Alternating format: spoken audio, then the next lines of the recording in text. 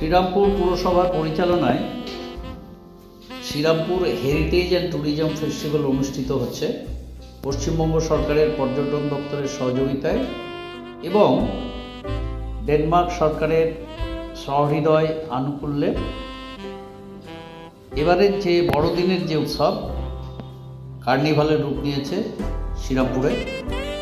Serampore station থেকে দীর্ঘ 1 kilometre রাস্তা সুসজ্জিত আলোকমালায় ভেতর দিয়ে আপনারা শ্রীরামপুর কোর্ট চত্বরে যে দিনেমার গির্জা যেটি আছে, যেটিকে আমরা জানি ওলাভ চার্চ হিসাবে, সেই ওলাভ চার্চের বিস্তীর্ণ অঞ্চল প্রভু যীশু খ্রিস্টের জন্মদিন উপলক্ষে সাজানো হয়েছে এবং সাধারণ দর্শকদের জন্য উপস্থাপন করা হয়েছে। 21শে ডিসেম্বর থেকে 2রা জানুয়ারি পর্যন্ত আক্ষরিক অর্থে এই ফেস্টিভ্যাল চলবে। আমরা শ্রীরামপুর শহরের পৌরপ্রধান মাননীয় শ্রী গিরিধারী শাহ মহাশয়কে আজকে এই উদ্বোধনী অনুষ্ঠানে পেয়েছিলাম। আমরা তার মুখ থেকেই এই অনুষ্ঠান কিভাবে অনুষ্ঠিত হবে বা কী লক্ষ্যে এই অনুষ্ঠান করা হচ্ছে সমস্তগুলো আমরা তার মুখ থেকে প্রথমে বিস্তারিত শুনে নেব।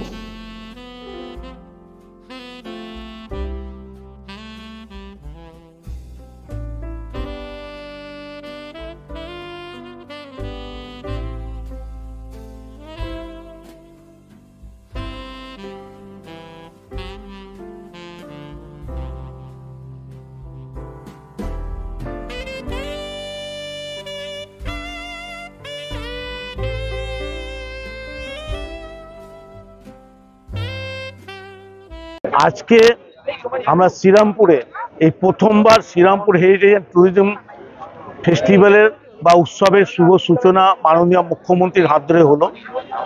এটা 21 তারিখ থেকে আগামী 2 তারিখ পর্যন্ত 2 জানুয়ারি অবধি এই উৎসবটা চলবে।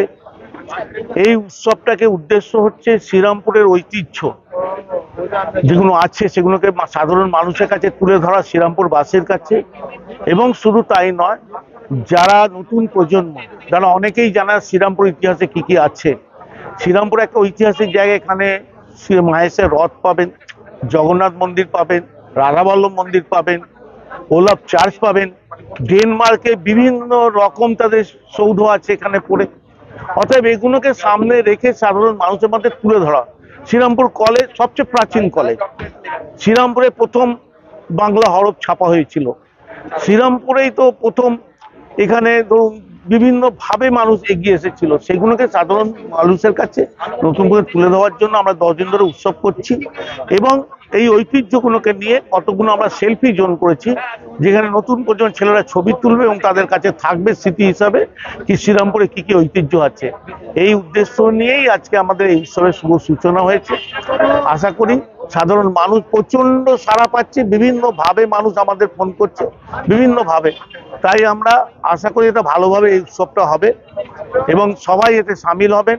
এবং বিশেষ করে যারা চার্চ কর্তৃপক্ষ আছেন ওলাভ চার্চের, তাদেরকে এবং শ্রীরামপুরবাসীকে আমি শুভ ইংরাজি নববর্ষ এবং ক্রিসমাসের শুভেচ্ছা অভিনন্দন জানাচ্ছি। সবাই যেন ভালো থাকুন।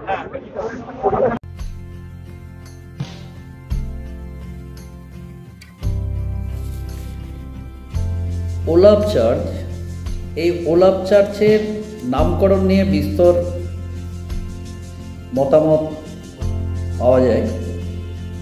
কেউ কেউ বলেন ওলাভ ছিলেন একজন নরদেশীয় সন্ত, আবার কেউ কেউ বলেন যে তারই স্বদেশীয় ওলাবি, যিনি নিজেও ওলাভ নামে পরিচিত ছিলেন। আমরা ওলাবির বিস্তারিত আপনাদের বলছি, তার নাম অনুসারেও হয়তো এই ওলাভ চার্চের নামকরণ হয়ে থাকতে পারে।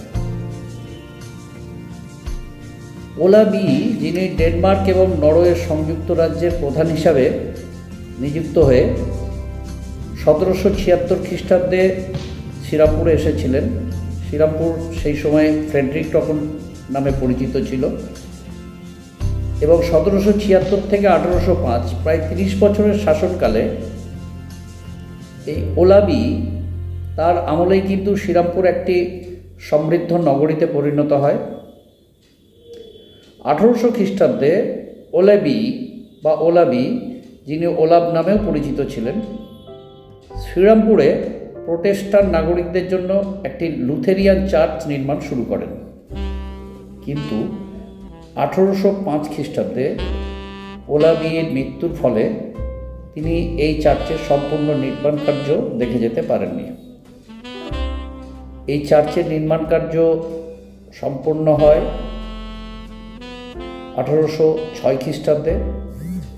সম্ভবত ওলেবি তার স্বদেশীয় সন্ত ওলাবের নাম অনুসারে এই নামকরণ করে থাকতে পারেন চার্চের, অথবা ওলাবির নাম অনুসারেও এই চার্চের নাম ওলাব চার্চ হয়ে থাকতে পারে। যেটাই হোক না কেন, প্রায় 220 বছরের পুরনো প্রাচীন এই চার্চে আপনারা আজকে শ্রীরামপুরের পৌরসভার উদ্যোগে যে উৎসব, বড়দিনের উৎসবকে উদযাপন করা হচ্ছে, আপনারা আসুন, দেখবেন, ভীষণ ভালো লাগবে। শ্রীরামপুর স্টেশনে নেমে 1 কিলোমিটার হাঁটা পথের আলোকমালায় সুসজ্জিত অঞ্চল দিয়ে হাঁটতে হাঁটতে আপনি কখন দিনেমার চার্চে পৌঁছে যাবেন আপনি বুঝতেই পারবেন না। সেটা পরিদর্শন করবেন এবং শ্রীরামপুর পৌরসভার উদ্যোগে পর্যটন দপ্তরের সহযোগিতায় লঞ্চ পরিভ্রমণেরও ব্যবস্থা আছে, যেটা আমরা ডেসক্রিপশন বক্সে দিয়ে দেবো। আগামী 21 তারিখ থেকে ডিসেম্বর মাসে 2রা জানুয়ারি 2025 পর্যন্ত সেই অনুষ্ঠান চলবে। আপনারা আসবেন। খুব ভীষণ মনোগ্রাহী একটা উপস্থাপন শ্রীরামপুর পৌরসভা থেকে এবারে করা হয়েছে। আমরাও রূপসী বাংলার মুখের তরফ থেকে এসছিলাম। পৌরসভার উদ্বোধনী অনুষ্ঠান ছিল, পশ্চিমবঙ্গের মাননীয় মুখ্যমন্ত্রী মমতা ব্যানার্জি ভার্চুয়ালি উদ্বোধন করেছিলেন। সমস্ত অনুষ্ঠানটায় আমরা ওখানে পরিক্রমা করেছিলাম। সমস্ত কিছু আপনারা ঘুরে ঘুরে দেখতে পারেন। দুপুরের দিকে আসবেন, সন্ধ্যে পর্যন্ত থেকে সমস্ত শ্রীরামপুরের যে ঐতিহ্য সেগুলো ঘুরে ঘুরে দেখবেন। ভালো লাগবে আপনাদের এই অনুষ্ঠান। পরিবারের সকলকে নিয়ে আসবেন। আর আমাদের এই উপস্থাপন যদি ভালো লাগে আমাদের দয়া করে লাইক করবেন, শেয়ার করবেন, কমেন্ট করবেন এবং সাবস্ক্রাইব করবেন। ধন্যবাদ।